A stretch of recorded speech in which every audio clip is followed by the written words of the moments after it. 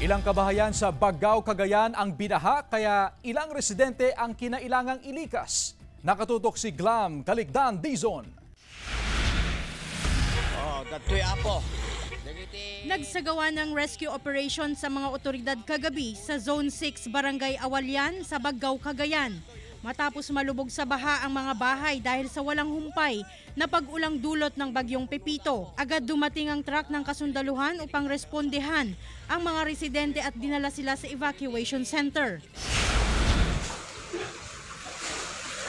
Pinasok naman ng abot bewang na baha ang ilang bahay sa barangay Taguntungan, Bagao, Cagayan kagabi. Ilang residente ang humingi ng saklolo at nangamba sa kanilang kaligtasan dahil sa biglaang pagbaha sa lugar. Tuluyan nang nasira ang isang riprap sa Bagao, Cagayan dahil sa patuloy na pagragasa ng tubig. Makikita sa video ni Barangay Chairman Ronald Bulay na nabutasan na ang riprap sa gilid ng Paranan River. Sa Lawag City, naramdaman din ang hagupit ng bagyong Pepito. Nag-umpisang bumayo ang malakas na hangin bandang alas 11 ng gabi kahapon.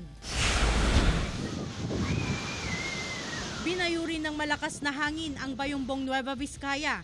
Naputol pa ang ilang malalaking puno at muntik pang madamay ang isang bahay. Glam Calicdan Dizon, 1 North Central Luzon.